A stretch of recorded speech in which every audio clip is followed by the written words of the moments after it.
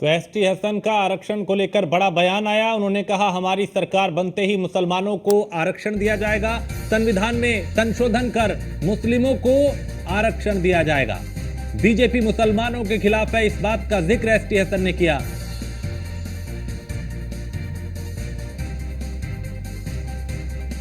और चुनाव के बीच इस तरह के बयान देके कहीं ना कहीं मतदाताओं को साधने की कोशिश। देखिए, आरक्षण किस लिए दिया जाता है?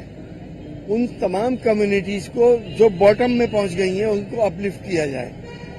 सच्चर कमेटी की रिपोर्ट है कि इस वक्त हिंदुस्तान का मुसलमान दलितों से भी ज्यादा बदतर है, और आपको भी मालूम है, जमीनी हकीकत भी यही है। अगर 4% रिजर्वेशन किसी ने करा है, किसी सरकार ने करा है, तो इतनी तकलीफ मोदी जी को क्यों हो रही है? क्या देश का मुसलमान इस देश का नागरिक नहीं है? क्या उसने अपना खून देकर इस देश को आजाद नहीं कराया था?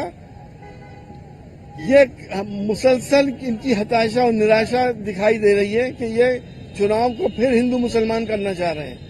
लेकिन हमारे हिंदू भाइयों ने इस बात का तय कर लिया है कि इस बार हिंदू मुसलमान नहीं होने देंगे। चुनाव लड़ा जाएगा विकास के ऊपर, रोजगार के ऊपर, महंगाई के ऊपर, किसान के ऊपर, गरीब के ऊपर और मजदूर के ऊपर। और बीजेपी नेता मोहसिन रजा हमारे साथ इस वक्त फोन पे जुड़ चुके हैं। मोहसिन साहब, एसटी हसन ने ये कहा कि हमारी सरकार बनी तो मुसलमानों को हम आरक्षण देंगे, बीजेपी मुसलमानों के खिलाफ है, आपका रिएक्शन? देखिए, जिस पार्टी में ये रहे और सांसद रहे, लगातार इनको वहां पर खूब महिमा मंडन किया गया एसटी हसन साहब का, अभी तक सांसद थे। तो ऐसे ये पूछिए कि इस पार्टी को बनाने वाले मुसलमान थे, उनके लिए उन्होंने क्या करा दिया था? 4 टर्म अगर समाजवादी पार्टी का मुख्यमंत्री उत्तर प्रदेश में रहा है, तो क्या खाली अकेले अपने दम पे बना लिया था उन्होंने मुख्यमंत्री? ये भी तो गुमराह करके मुसलमानों को ले गए थे लालच देकर। तो मुसलमान को वोट बैंक के सिवा कुछ समझा नहीं उन्होंने। और जो आज वो कह रहे हैं कि मैं आरक्षण दूंगा, तो आरक्षण की बात तो 2017 के चुनाव में मुलायम सिंह जी ने कहा था कि 12% या 18% में आरक्षण दूंगा। तो ये सारी बातें चुनाव के समय क्यों याद आती है इनको?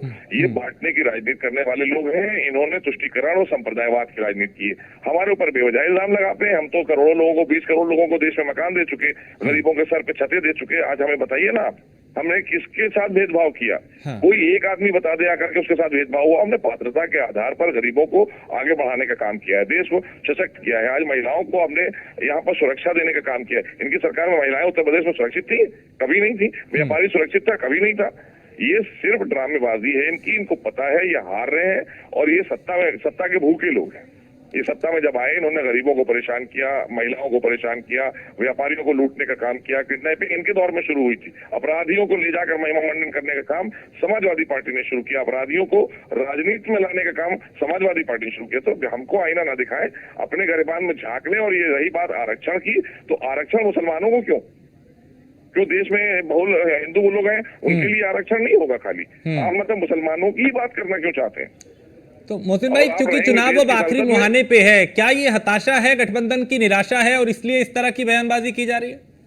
देखिए, ये सब हारे हुए, नकारे हुए लोग हैं, लिहाजा इन पर कभी भी अब कोई जनता गंभीरता से इनकी बातों को नहीं लेती है। और इन्होंने चूंकि अपने समाज के उत्थान के लिए कुछ नहीं किया। आज आदरणीय मोदी जी के नेतृत्व में और उत्तर प्रदेश में आदरणीय योगी जी के नेतृत्व में एनसीईआरटी की पढ़ाई लागू हुई कि हमारे समाज के बच्चे पढ़ लिख कर यही डॉक्टर बन गए। और तो समाज के लोगों को डॉक्टर क्यों नहीं बना दिया इन्होंने? एसटी हसन साहब ने, ये तो डॉक्टर है पेशे से, और लोगों को क्यों नहीं? इनके घर के सारे लोग डॉक्टर हो गए होंगे, पता कर लीजिए, सब इंजीनियर डॉक्टर होंगे। लेकिन वहीं वहां मोहल्ले में सारे लोग बेचारे अपनी रोज मजदूरी करने जाते होंगे, शाम को आते होंगे। उनके लिए शिक्षण संस्थान खुलवा दिए इन्होंने।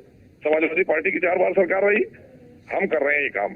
भारतीय जनता पार्टी कर रही है, शिक्षित भी कर रही है, रोजगार भी दे रही है, और सुरक्षा भी दे रही है। ये सब ड्रामेबाजी बंद करेंगे, हारे हुए लोग। ठीक है, बहुत शुक्रिया Mohsin Raza news one India से बात करने के लिए। तो एसटी हसन के इस बयान को लेकर अब सियासत शुरू हो चुकी है, आरोप प्रत्यारोप का दौर शुरू हो चुका है।